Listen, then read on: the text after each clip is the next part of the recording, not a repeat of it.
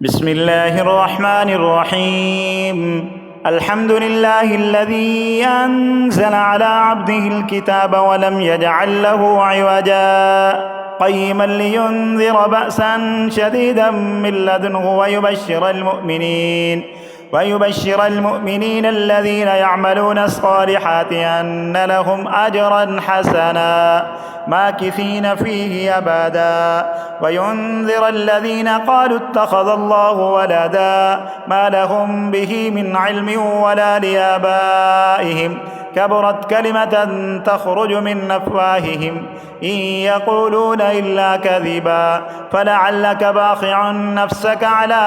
آثارهم إن لم يؤمنوا بهذا الحديث أسفا إنا جعلنا ما على الأرض زينة لها لنبلوهم أيهم أحسن عملا وإنا لجاعلون ما عليها صعيدا جرزا أم حسبت أن أصحاب الكهف والرقيم كانوا من آياتنا عجبا إذ أوى الفتية إلى الكهف فقالوا ربنا آتنا من لدنك رحمة وهيئ لنا من أمرنا رشدا فضربنا على آذانهم في الكهف سنين عددا ثم بعثناهم لنعلم أي الحزبين أحصى لما لبثوا ومدى نحن نقص عليك نبأهم بالحق إنهم فتية آمنوا بربهم وزدناهم هدى وربطنا على قلوبهم إذ قاموا فقالوا ربنا رب السماوات والأرض لن ندعو من دونه إلها لقد قلنا إذا شططا هؤلاء قومنا اتخذوا من دونه آلهة لولا يأتون عليهم بسلطان بين فمن أظلم ممن افترى على الله كذبا وإذ اعتزلتموهم وما يعبدون إلا الله فأووا إلى الكهف ينشر لكم ربكم من رحمته ويهيئ لكم من أمركم مرفقا وترى الشمس إذا طلعت تزاور عن كهفهم ذات اليمين وإذا غربت تقرضهم ذات الشمال وهم في فجوة منه ذلك من آيات الله من يهد الله فهو المهتد ومن يضلل فلن تجد له وليا مرشدا وتحسبهم أيقاظا وهم رقود ونقلبهم ذات اليمين وذات الشمال وكلبهم باسط ذراعيه بالوصيد لو اطلعت عليهم لوليت منهم فرارا ولملئت منهم رعبا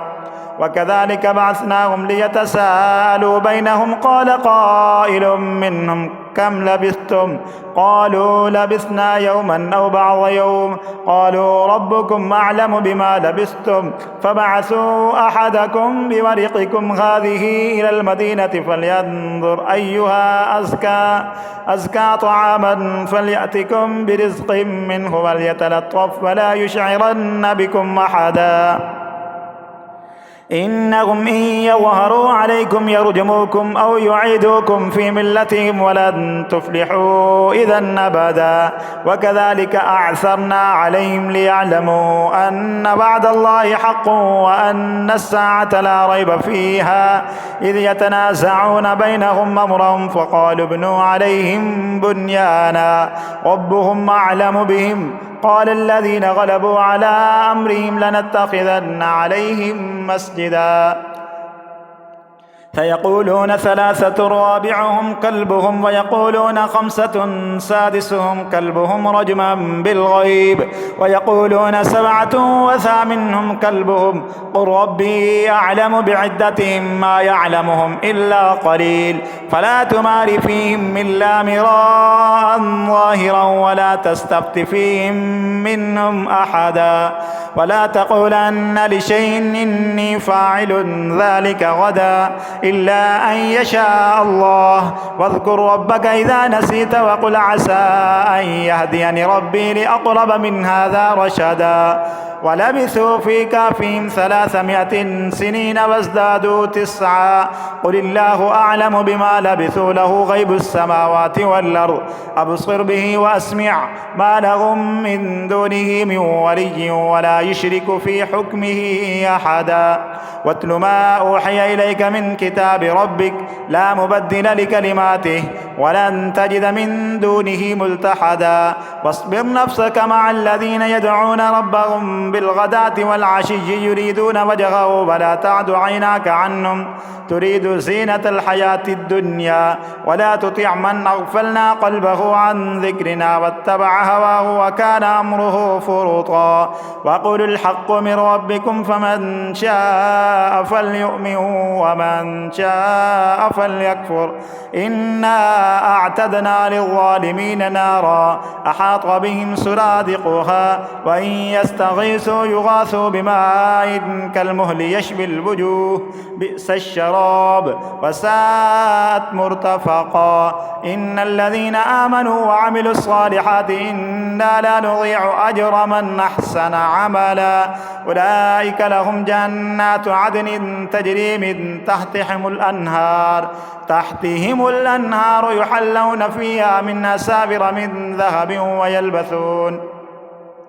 من ذهب ويلبسون ثيابا خضرا من سندس واستبرق متكئين فيها على الأرائك نعم الثواب وحسنت مرتفقا وضرب لهم مثلا الرجلين جعلنا لأحدهما جنتين من أعناب وحففناهما بنخل وجعلنا بينهما زرعا كلتا الجنتين آتت أكلها ولم تظلم منه شيئا وفجرنا خلالهما نهرا وكان له ثمر فقال لصاحبه وهو يحاوره أنا أكثر منك مالا وأعز نفرا ودخل جنته وهو ظالم لنفسه قال ما أظن أن تبيد هذه أبدا وما أظن الساعة قائمة ولئن رددت إلى ربي لأجدن خيرا منها منقلبا قال له صاحبه وهو يحاوره أكفرت بالذي خلقك من تراب ثم من نطفة ثم سواك رجلا لكن هو الله ربي ولا أشرك بربي أحدا ولولا إذ دخلت جنتك قلت ما شاء الله لا قوة إلا بالله إن ترني أنا أقل منك مالا وولدا فعسى ربي أن يؤتيني خيرا من جنتك ويرسل عليها حسبانا من السماء فتصبح صعيدا زلقا أو يصبح ماؤها غورا فلن تستطيع له طلبا وأحيط بثمره فأصبح يقلب كفيه على ما أنفق فيها وهي خاوية على عروشها ويقول يا ليتني لم أشرك بربي أحدا ولم تكن له فئة ينصرونه من دون الله وما كان منتصرا هنالك الولاية لله الحق هو خير ثوابا وخير عقبا واضرب لهم مثل الحياة الدنيا كماء إن أنزلناه من السماء فاختلط به نبات الأرض فأصبح هشيما تذروه الرياح وكان الله على كل شيء مقتدرا المال والبنون زينة الحياة الدنيا والباقيات الصالحات خير عند ربك ثوابا وخير أملا ويوم نسير الجبال فترى الأرض بارزة وحشرناهم فلم نغادر منهم أحدا وعرضوا على ربك صفا لقد جئتمونا كما خلقناكم أول مرة بل زعمتم أن لن نجعل لكم موعدا ووضع الكتاب فترى المجرمين مشفقين مما فيه ويقولون يا ويلتنا ما لهذا الكتاب لا يغادر صغيرة ولا كبيرة إلا أحصاها ووجدوا ما عملوا حاضرا ولا يظلم ربك أحدا وإذ قلنا للملائكة اسجدوا لآدم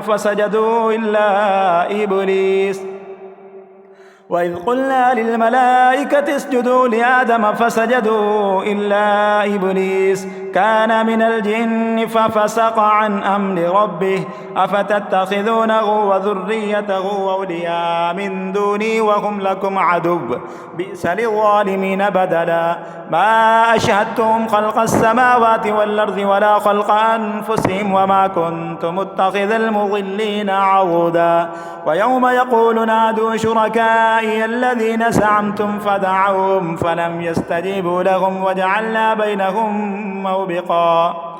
ورأى المجرمون النار فظنوا أنهم واقعوها ولم يجدوا عنها مصرفا ولقد صرفنا في هذا القرآن للناس من كل مثل وكان الإنسان أكثر شيء جدلا وما منع الناس أن يؤمنوا إذ جاءهم الهدى ويستغفروا ربهم إلا أن تأتيهم سنة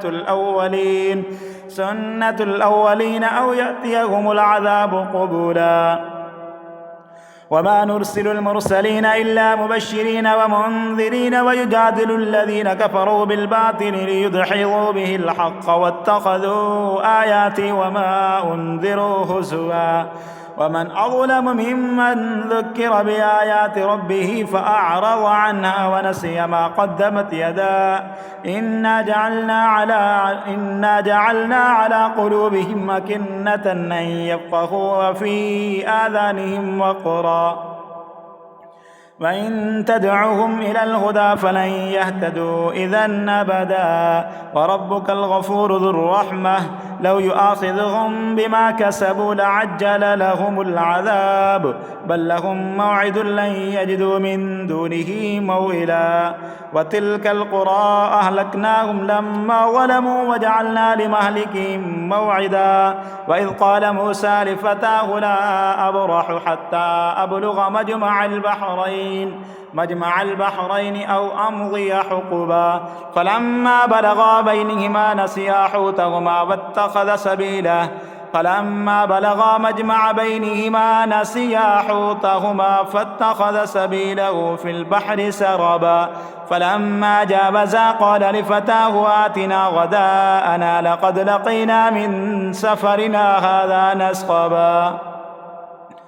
قال أرأيت إذ أبينا إلى الصخرة فإني نسيت الحوت وما أنسانيه إلا الشيطان أن أذكر واتخذ سبيله في البحر عجبا قال ذلك ما كنا نبغي فارتد على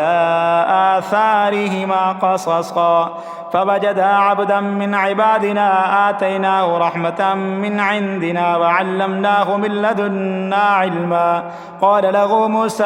هل أتبعك على أن تعلمني مما علمت رشدا قال إنك لن تستطيع معي صبرا وكيف تصبر على ما لم تحط به خبرا قال ستجدني إن شاء الله صابرا ولا أعصي لك أمرا قال فإن اتبعتني فلا تسألني عن شيء حتى أحدث لك منه ذكرا فانطلقا حتى إذا ركبا في السفينة خرقها قال أخرقتها لتغرق أهلها لقد جئت شيئا نمرا قال ألم أقل لك إنك لن تستطيع معي صبرا قال لا تؤاخذني بما نسيت ولا ترهقني من أمري عسرا فانطلقا حتى إذا لقيا غلاما فقتله قال أقتلت نفسا زكية بغير نفس لقد جئت شيئا نكرا قال ألم أقل لك إنك لن تستطيع معي صبرا قال إن سألتك عن شيء بعدها فلا تصاحبني قد بلغت من لدني عذرا فانطلقا حتى إذا أتيا أهل قرية استطعما أهلها فأبوا أن يزيفوهما فوجدا فيها جدارا يريد أن ينقض فأقامه قال لو شئت لاتخذت عليه أجرا قال هذا فراق بيني وبينك سأنبئك بتأويل ما لم تستطع عليه صبرا أما السفينة فكانت لمساكين يعملون في البحر فأردت أن أعيبها وكان وراءهم ملك يأخذ كل سفينة غصبا. وأما الغلام فكان أبواه مؤمنين فخشينا أن يرهقهما طغيانا وكفرا فأردنا أن يبدلهما ربهما خيرا منه زكاة وأقرب رحما. وأما الجدار فكان لغلامين يتيمين في المدينة وكان تحته كنز لهما وكان أبوهما صالحا فأراد ربك أن يبلغا أشدهما ويستخرجا كنزهما رحمة من ربك وما فعلته عن أمري ذلك تأويل ما لم تستطع عليه صبرا. ويسألونك عن ذي القرنين قل سأتلو عليكم منه ذكرا إنا مكنا له في الأرض وآتيناه من كل شيء سببا فأتبع سببا حتى إذا بلغ مغرب الشمس وجدها تغرب في عين حمئة ووجد عندها قوما قلنا يا ذا القرنين إما أن تعذب وإما أن تتخذ فيهم حسنا قال أما من ظلم فسوف نعذبه ثم يرد إلى ربه فيعذبه عذابا نكرا. وأما من آمن وعمل صالحا فله جزاء الحسنى وسنقول له من أمرنا يسرا ثم أتبع سببا حتى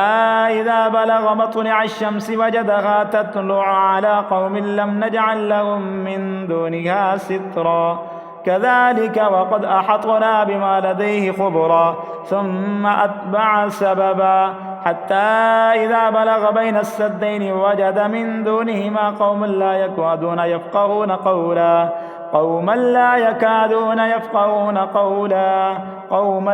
يكادون يفقهون قولا قالوا يا ذا القرنين إن يأجوج ومأجوج مفسدون في الأرض فهل نجعل لك خرجا على أن تجعل بيننا وبينهم سدا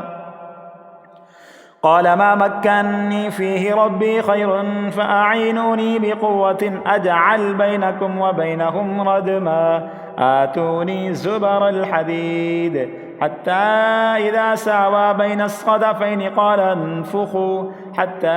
إذا جعله نارا قال آتوني يفرغ عليه قطرا فما استطاعوا أن يظهروه وما استطاعوا له نقبا قال هذا رحمة من ربي فإذا جاء وعد ربي جعله دكا وكان وعد ربي حقا وتركنا بعضهم يومئذ يموج في بعض ونفخ في الصور فجمعناهم جمعا وعرضنا جهنم يومئذ للكافرين عرضا الذين كانت أعينهم في غطاء عن ذكري وكانوا لا يستطيعون سمعا أفحسب الذين كفروا أن يتخذوا عبادي من دوني أولياء إنا أعتدنا جهنم للكافرين نزلا